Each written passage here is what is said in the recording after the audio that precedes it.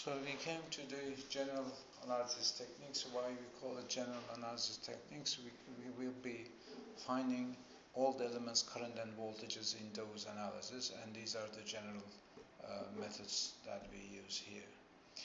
Next one is going to be about the specific analysis technique. Why it is specific analysis technique?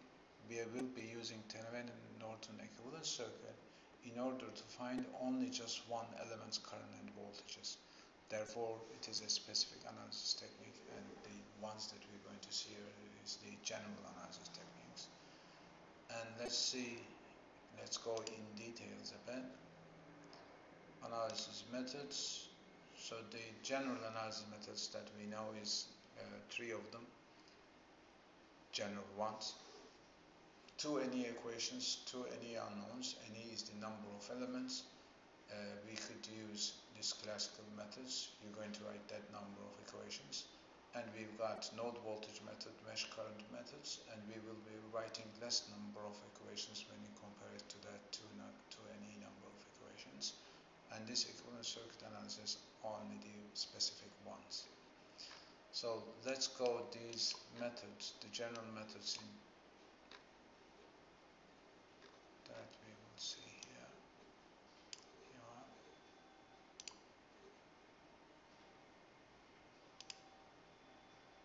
So classical method, node voltage method, mesh current method. We will be in practice. We will be repeating what we have said in time domain.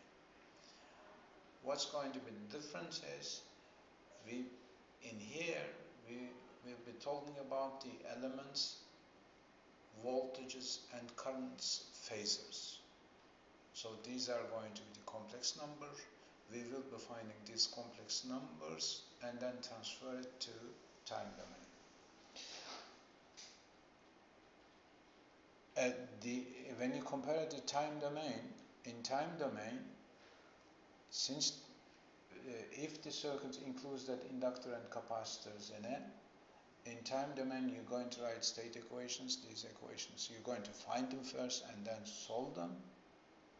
In here, we will be writing equations. These equations are going to be algebraic equations.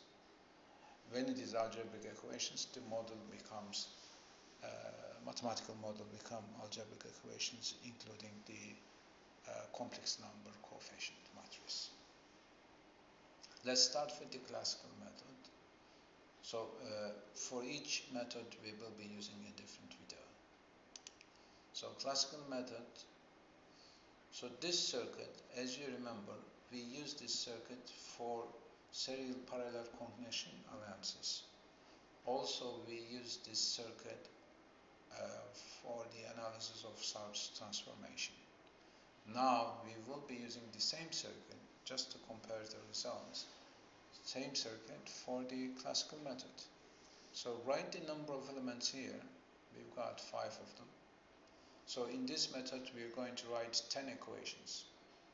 And since we've got 5 elements, each element have got a current voltage, then altogether the number of elements, current and voltages becomes 10. So if we write 10 equations, 10 unknowns, so we can find a unique solution for that. How we are going to write that? Let's go inside a bit.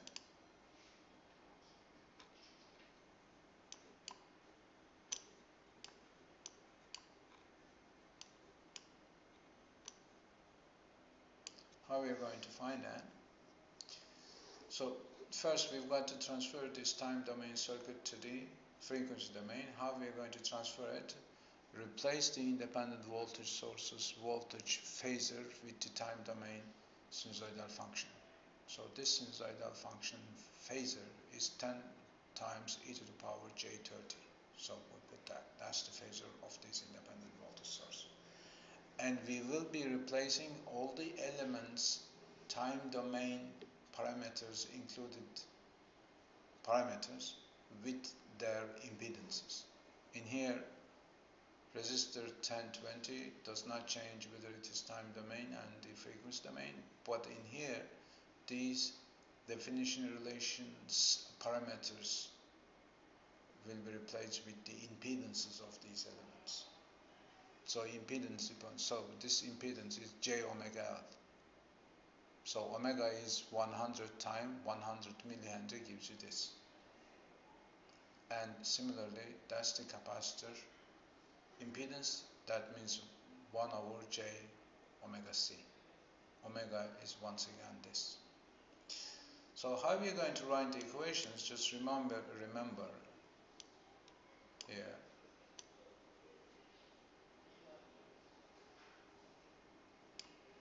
Kirchhoff voltage law equations for the first loop. So the number of Kirchhoff voltage law equations that we are going to write, independent ones, is equal to the number of meshes. We've got two meshes here. Number of independent Kirchhoff current law equations that we are going to write is equal to the ND minus 1. So ND is the number of nodes. 1 minus 1, why is that? Because one of them is ground. We don't write the Kirchhoff current law equations for this node since it is a dependent current equation. So that means altogether we've got 4 nodes.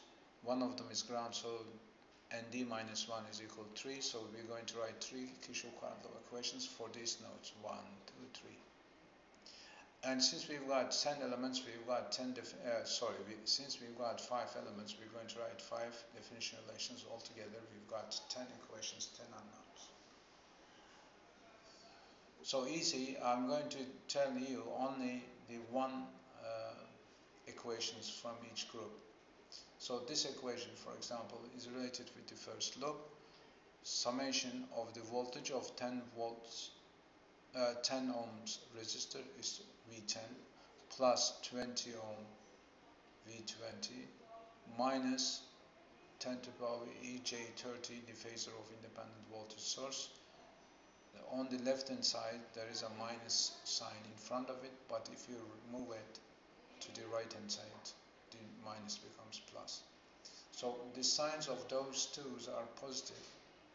Why is that? Because I have chosen the current reference the same as the loop direction, and although it is not seen here, this current reference is downwards. So loop current direction is the same for this resistor and for this resistor. That's why I put that plus and that plus in front of these voltages. Now come to the current. For this one, for example, there are 2 elements connected to this node. One of them I1 current, the other one is the current of independent voltage source. Both of them has got the plus sign on it in front of them. Why is that? Because both of the currents coming out of the node, that's why the signs are plus. So this resistor current is I10 and inductor current, independent voltage source current is IS. So these are capital, and the bold currents shows the phasors of these currents. These are not time domain currents. These are the phasors. That means these are complex numbers. So definition relations for instance for the inductor is this, for the capacitor is this. These are the impedances of the inductors and capacitor respectively. And this is 10 ohm resistor definition relations. That's 20 ohm resistor definition relation, and this is the definition relation of independent voltage source. Altogether we've got 10 unknowns, 10 equations, then we can find the resistor currents as here. So not this, it is shown here just 2, so all of them has been found.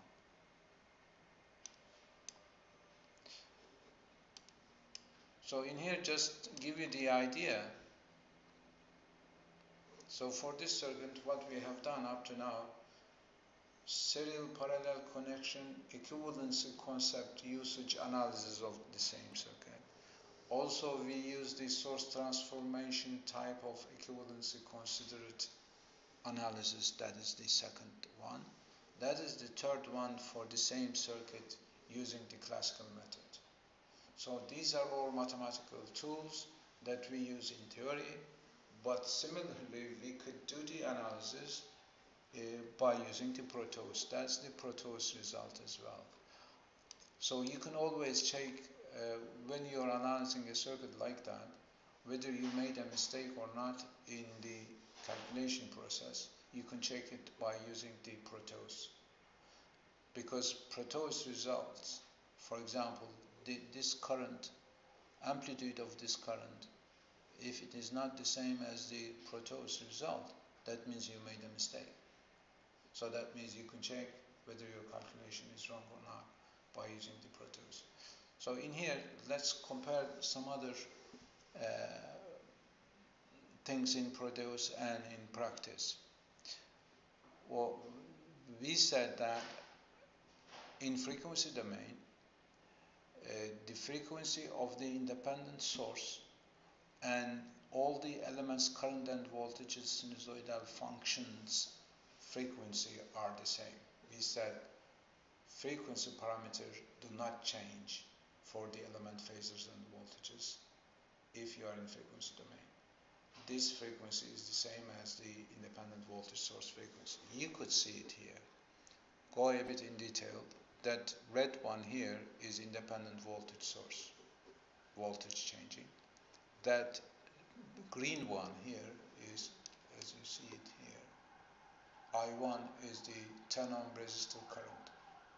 So the ones that we calculated here, that is, so that's this one. So we are saying the frequency of this red one and the green one are the same. How you can check it? If you measure these two peak points time difference here, so you can measure the time here, is going to be the same here, isn't it? That time is the period. If the periods are the same, then the frequencies are the same. So we could check what we already said that we are going to see there. The other things are, we said the elements, current and voltages, phasors, amplitude and the angles will change. So you could see that has changed. This amplitude are not the same. And so also the angle is different. That means the phase difference between this independent source and that current is not the same. That peak point and that peak point is not on the same line. So this inductor, for example, current is current shifted to the left. That means plus angle came in. So you could see that plus angle came here. Here you are, that's plus angle. So that means you could do this type of checking by using the Protos tool. So this is the classical method, a general method. You do not need any other method. So why we are using the other methods? We said the number of equations that you're going to solve is 10. That means to any. We will be reducing that number by using the other techniques. So we will be examining the other techniques in a different video. So that is the end of this video.